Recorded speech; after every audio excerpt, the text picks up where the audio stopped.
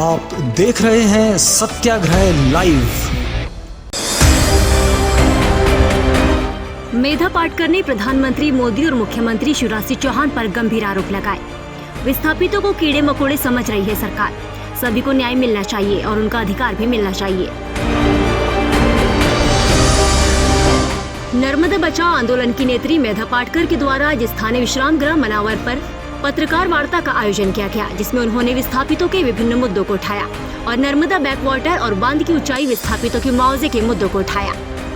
नर्मदा बचाओ आंदोलन की नेत्री मेधा पाटकर के द्वारा विस्थापितों और डूब के मुद्दे को उठाते हुए आज पत्रकार वार्ता मनावर विश्राम गृह पर की और उन्होंने प्रधानमंत्री नरेंद्र मोदी और मध्य प्रदेश और गुजरात सरकार पर गंभीर आरोप लगाए। उन्होंने सरदार सरोवर बांध को लाभकारी न बताते हुए विनाशकारी बताया और इसके साथ ही फ्रांस, अमेरिका और अन्य देशों के बांध नियमों का उदाहरण दिया। भू अर्जन अधिकारी मनावर में पदस्थ नहीं होने के कारण और नर्मदा बचाओ विकास प्राधिकरण के अधिकारियों की लापरवाही की बात कही और कहा कि अगर पुनर्वास और मुआवजा सही ढंग से नहीं दिया गया तो हम लोग चरणबद्ध सत्याग्रह करेंगे और आंदोलन करेंगे। मनावर संवाददाता मयंक साधु के द्वारा मेधा पाटकर से खास बातचीत। आज हमारे साथ में है नर्मदा बचाओ आंदोलन की नेत्री मेधा पाटकर जी। विभिन्न मुद्दों पर आज उन्होंने प्रेस कॉन्फ्रेंस ली है। पहला प्रश्न करना चाहूंगा कि भू अर्जन अधिकारी अभी तक नहीं होना, इतने दिनों से वो स्थान रिक्त है, तो उस विषय में आपने प्रशासनिक स्तर पर क्या संवाद किया है कि यहाँ पे भू अर्जन अधिकारी आ जाए?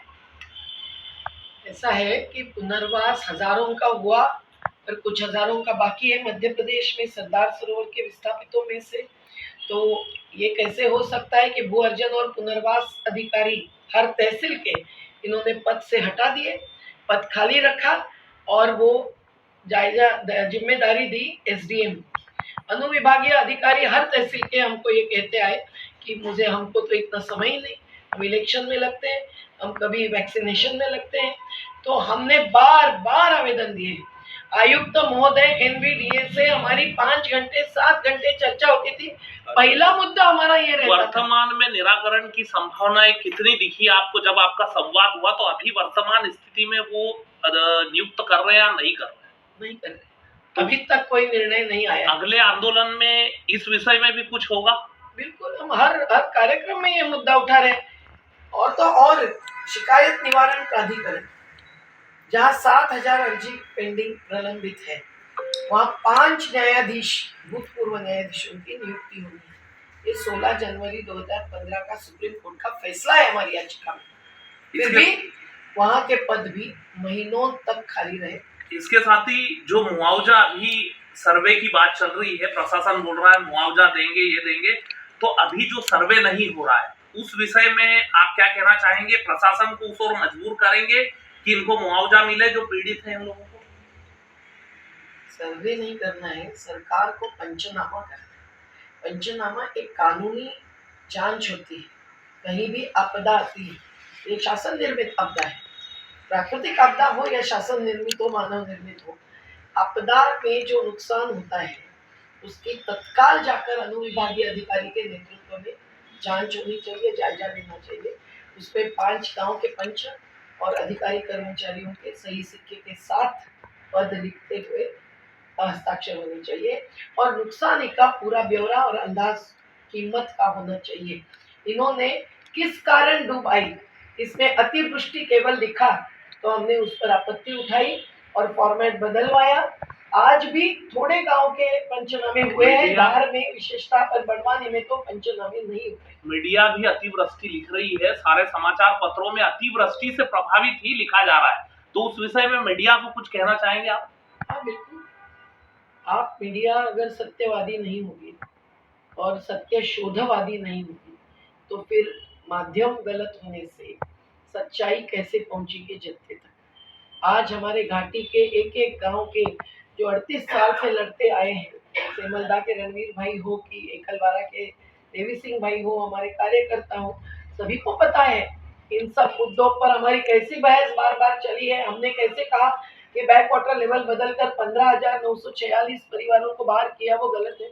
लेकिन ये जो गलतियां, साजिशें, सब कारण है उसको छिपाने के लिए सरकार एक खबर फैलाती है। आपकी एक मांग और है कि तो माध्यमों ने सरकार की गुलामी नहीं करनी चाहिए। अधिकारियों पर एफआईआर होनी चाहिए, आपने अभी कहा है जिस तरीके से, तो किन अधिकारियों पर एफआईआर की मांग कर रहे हैं आप, और इस विषय में किन अधिकारियों पर एफआईआर होगी? आपने बोला कि फौजदारी मामला है, तो किन पर फौजदारी मुकदमा कायम होगा?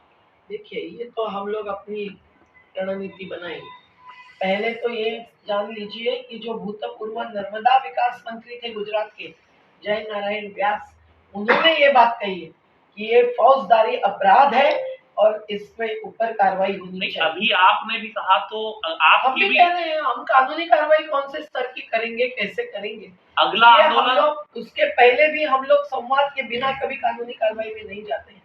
हम आज भी मार्ग करते हैं, अगर मुख्यमंत्री यहाँ आकर हमारे साथ बैठते, जब बीच में आए थे, हम तैयार थे, हमको समय दिया गया और फिर भी वो झट से चले अभी गए। रंजना बघेल जी मुख्यमंत्री जी से बोले हैं और मुख्यमंत्री जी एग्री हुए हैं कि हम डूब प्रभावितों से मिलना चाह रहे हैं, हम लोग वहां पर पहुंच रहे हैं। अगर सीएम आपसे संवाद करते हैं, डूब प्रभावितों से संवाद करते हैं, तो आप क्या मुद्दे हैं जो लेकर के वहां पर जाएंगे, और संक्षिप्त में आप क्या उनसे सलाह मशवरा लेंगे? भाई, केवल मुलाकात लेना, जैसे नर्मदा परिक्रमा भी उड़ती परिक्रमा हो गई, वैसे हम नहीं चाहते। अगर उनको संवाद करना था तो इतने 18 साल वो संवाद करते, एक बार भी नहीं किया।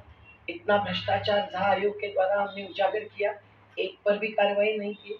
आज हम लोग जब बार बार आयुक्त स्तर पर या वल्लभ भवन के मंत्रालय के स्तर पर अधिकारियों से बातचीत करते हैं, तो सब कुछ हम लोग स्पष्ट करते हैं, साबित करते हैं, कागजी पुरावे देते हैं। उसमें कुछ थोड़े से निर्णय होते हैं, बहुत से निर्णय बाकी रखे जाते हैं।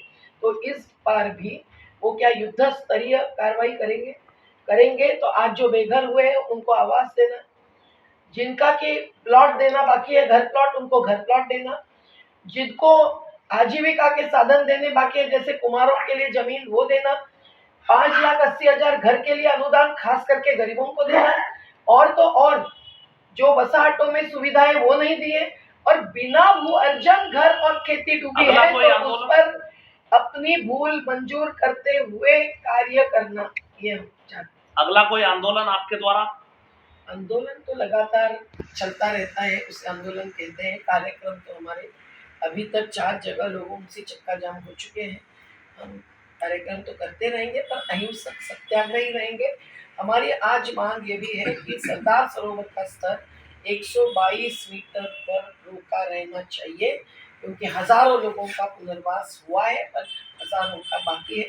और जो नए सिरे से डूबने आए, जैसे पटवार गांव का श्यामजीपुरा मोहल्ला, कभी डूबने नहीं माना गया था, डूब गया है।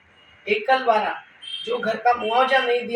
अपने मोबाइल पर हर बड़ी खबर सबसे पहले देखने के लिए सब्सक्राइब करें और घंटी के बटन को जरूर दबाएं।